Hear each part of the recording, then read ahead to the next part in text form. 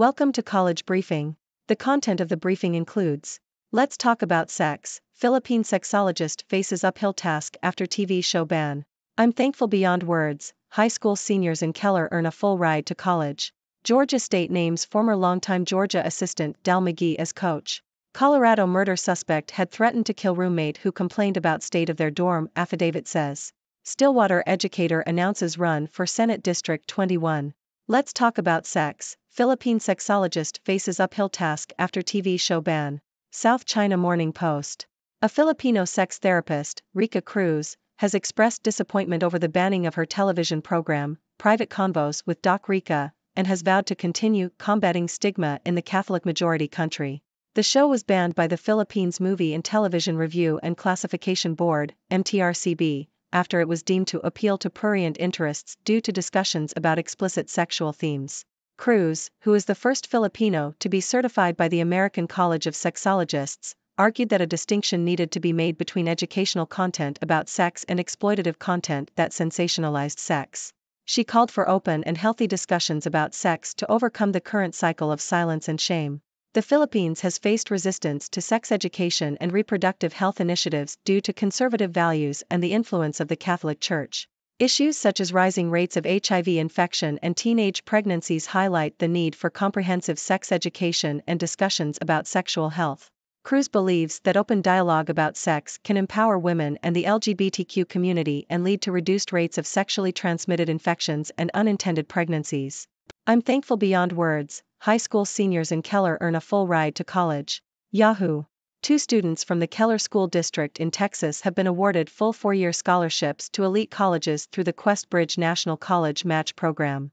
The Quest Bridge program is a national nonprofit that connects high-achieving students from low-income backgrounds with leading institutions of higher education. Jeff Choi of Central High School and Baram Momend of Keller High School were selected from almost 21,000 applicants. Choi will attend Rice University in Houston, while Momend is going to study at Stanford in California. Both students credit their hardworking families for inspiration and appreciate the support they have received from teachers. Choi plans to major in bioengineering and eventually become a cardiothoracic surgeon, while Momend will major in computer science and aims to create a better society through technology. This year, 8 students from the Keller School District have received scholarships through Quest Bridge. Georgia State names former longtime Georgia assistant Dal McGee as coach. Associated Press. Dal McGee, who previously served as an assistant coach at the University of Georgia, has been named the head coach of the Georgia State Panthers. McGee replaces Sean Elliott, who left the Panthers to become an assistant coach at South Carolina. McGee brings 22 years of coaching experience to the role, including coaching on Georgia's back-to-back national championship teams in 2021 to 2022. He has a strong track record of success in developing running backs, having coached 4 1,000-yard rushers during his time at Georgia. Georgia State, which launched its football program in 2010, has made 6 bowl appearances in the last 9 years. Colorado murder suspect had threatened to kill roommate who complained about state of their dorm, affidavit says. Yahoo! The killings of a Colorado college student and a woman in a campus dorm 1 week ago were preceded by conflicts between roommates, according to a court document unsealed Friday. Stillwater educator announces run for Senate District 21. Yahoo! Oklahoma is suffering from a teacher shortage as a result of low pay and a lack of respect, according to Robin Fuxa, a candidate for the state Senate. The state has lost 30,000 certified teachers in 6 years, she said. Fuxa also said that the $1,786 gap between Oklahoma's per pupil spending and the regional average, one of the highest education funding deficits in the U.S., was another factor in the flight of teachers from the profession. Funding for education needed to increase, Fuxa said. The state also needs to recruit more paraprofessional and teacher assistants, she added. There are currently more than 4,600 emergency certified teachers in Oklahoma who have degrees but not teaching qualifications. The state also needs to address large class sizes, adverse childhood experiences and food insecurity to improve its education system, Fuxa said. OpenAI's Sora pours cold water on China's AI dreams. South China Morning Post. OpenAI's new text-to-video model, Sora, has highlighted the gap between China and other countries in the field of artificial intelligence, AI. China had hoped to dominate the AI race globally by using its vast amounts of data to develop applications like facial recognition. However, recent developments in generative AI, which uses large models to create text, images, and video, have made China appear to be falling behind once again. Sora, which launched on February 16, showcases China's lack of access to key tools such as advanced graphics processing units, GPUs, developed by NVIDIA, the leading AI chip designer, due to U.S. export restrictions. Number 9 Oregon State pulls away late, beats Washington State 65-52. Associated Press. The number 9 Oregon State women's basketball team defeated Washington State 65-52 on Friday night. Lily Hansford led the Beavers with 11 points, while Bella Murkatid had 14 points for the Cougars. Oregon State bounced back from a loss to number 10 USC in their previous game. The Beavers shot 50% from the field and held a 39-28 rebounding edge. Washington State shot 36.7% from the field in the loss.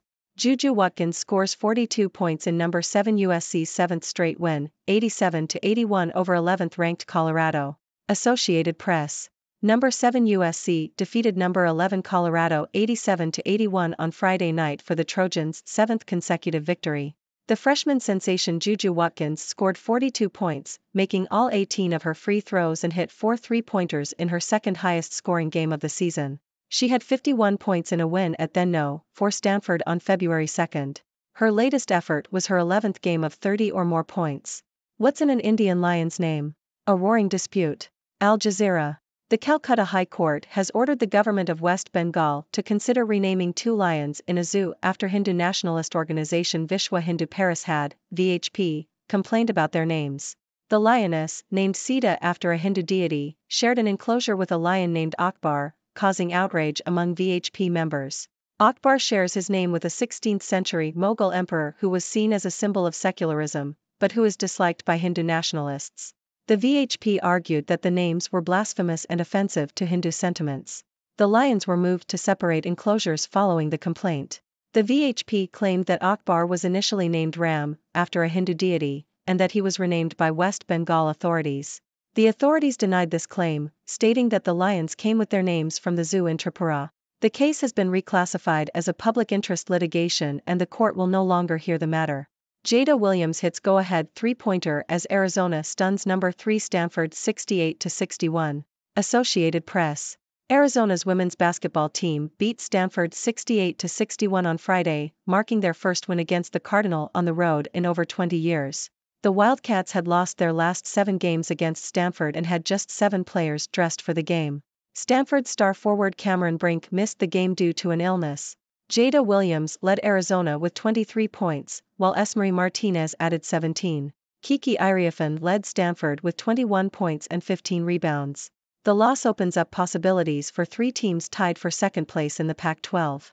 Uniqlo parent bolsters supply chain tracking, down to the goat farm. Nikkei Asia. Fast Retailing, the parent company of Uniqlo, has announced that it is mapping its entire supply chain from raw materials to stitching to improve transparency and ensure a stable supply. The company has been visiting Kashmir goat farms and using satellite data to analyze the impact of these farms on nearby plants and the local ecosystem. It is the first major player in the industry to track its supply network all the way up to the raw material level. The company plans to consolidate supplier factories and reduce spinning mill transactions to 1/3 of the current level in the coming years. Fast Retailing is also working on producing goods in the countries where its stores are located to shorten lead times and minimize the loss of sales opportunities.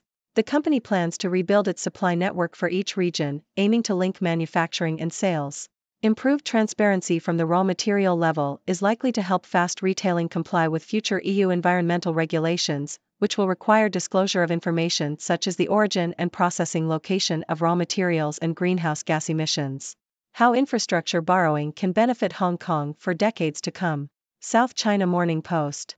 The Hong Kong government has proposed issuing bonds to fund large-scale infrastructure projects as it faces a deficit of over 100 billion Hong Kong dollars, $12.8 billion, this financial year. Hong Kong's public debt to GDP ratio is low by international standards, allowing the government to borrow more, even though interest rates are now higher. Debt financing for infrastructure projects is economically viable and necessary, as the benefits generated last for decades. However, concerns have been raised that borrowing would deepen the government's financial hole, burden future generations and disguise the precarious state of government finances. The government should engage with these concerns and build society's trust in its ability to manage the country's finances well. As its president met with reporters, the NCAA was losing, again, in court. Washington Post.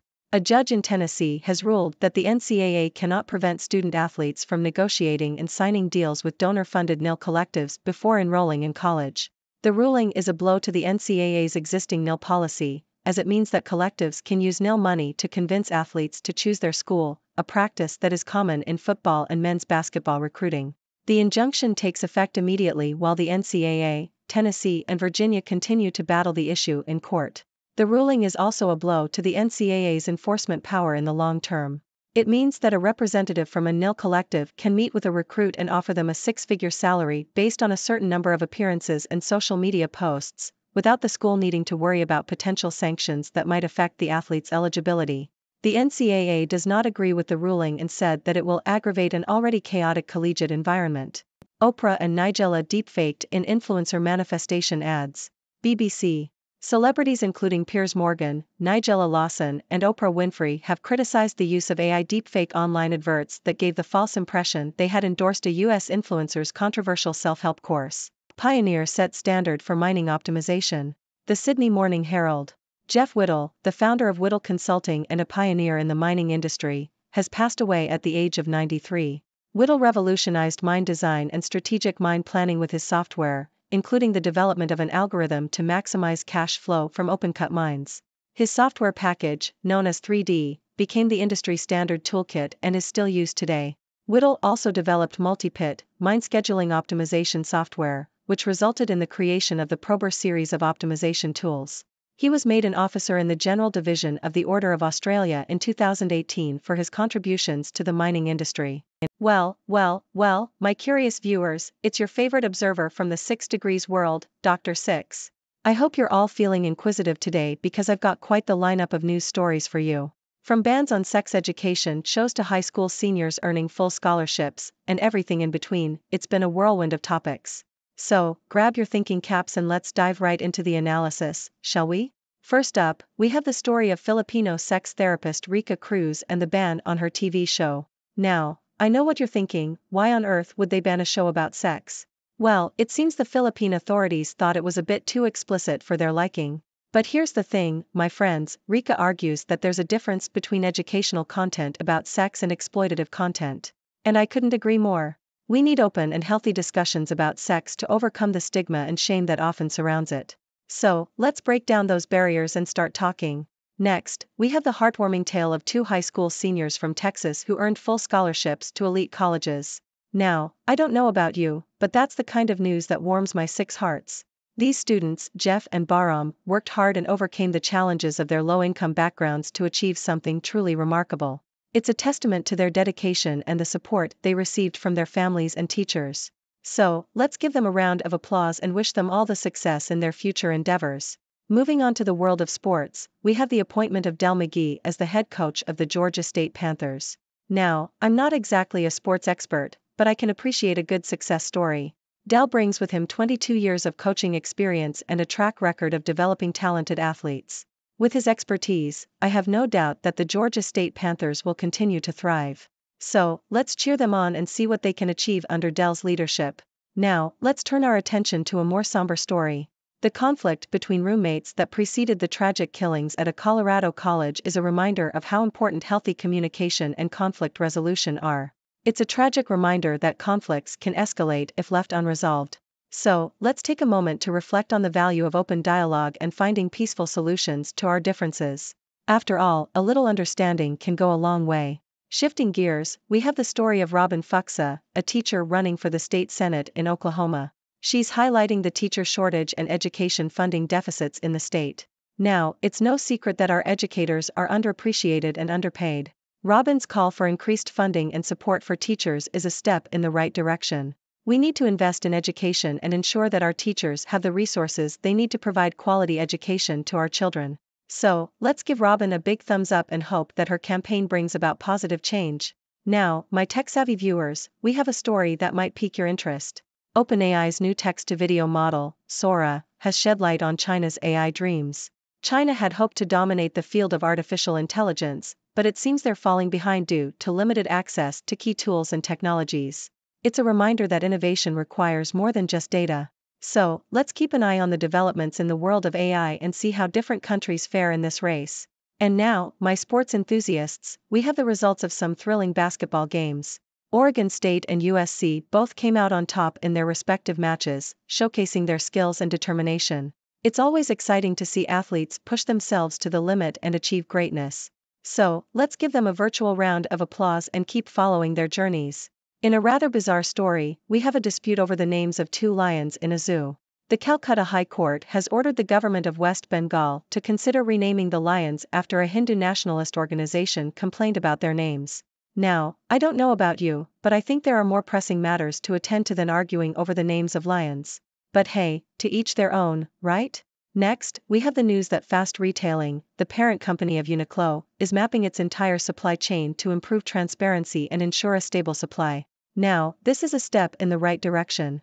Transparency is key in today's world, and it's refreshing to see a major player in the industry taking this issue seriously. Let's hope other companies follow suit and prioritize sustainability and ethical practices. Turning our attention to Hong Kong, we have the government proposing issuing bonds to fund infrastructure projects. Now, I know what you're thinking, more debt? But here's the thing, my friends, infrastructure projects have long-lasting benefits that can outweigh the cost. It's all about finding the right balance and ensuring that the government manages its finances well. So, let's keep an eye on the developments in Hong Kong and see how they tackle this challenge. In the world of college sports, we have a ruling that could have significant implications for the NCAA. A judge in Tennessee has ruled that the NCAA cannot prevent student athletes from signing endorsement deals before enrolling in college. This is a blow to the NCAA's existing policy and could change the landscape of college athletics. It's a reminder that the world is changing, and institutions need to adapt to stay relevant. So, let's see how this ruling plays out and what it means for the future of college sports. And finally, we have the controversy surrounding AI deepfake online adverts featuring celebrities such as Oprah and Nigella Lawson. Now, I don't know about you, but I think we need to be cautious when it comes to AI and its potential for misuse. It's a reminder that technology can be a double-edged sword, and we need to be vigilant in protecting ourselves and our identities. Well, my curious viewers, that brings us to the end of today's news roundup. I hope you've enjoyed our journey through these diverse stories. Now it's your turn, I want to hear what you think. Do you have any thoughts or questions about these topics? Is there a story that caught your attention? Let's open the floor to discussion and see what fascinating insights you have to share. Until next time, stay curious and keep exploring the 6 Degrees world. Dr. 6. Thank you for tuning in. The content above showcases the latest briefing reports and analytical synopses, thoughtfully curated by the 6Do team. These insights stem from a wide array of reputable media outlets, think tanks, government sources, and specialized experts worldwide. We encourage you to explore these sources for a comprehensive perspective. Keep in mind that while the content may not always align with the official standpoint of 6Do Brief, it's not meant to be taken as absolute directives for decision-making. Comprising seasoned media professionals, learned scholars, and accomplished scientists, the 6Do team embodies a trailblazing, fully independent media entity. To customize 6Do Brief to meet your professional needs, you have the option to subscribe to a diverse array of briefings on our website, 6dobrief.com. Regardless of your location, you can conveniently receive 6Do Brief via email.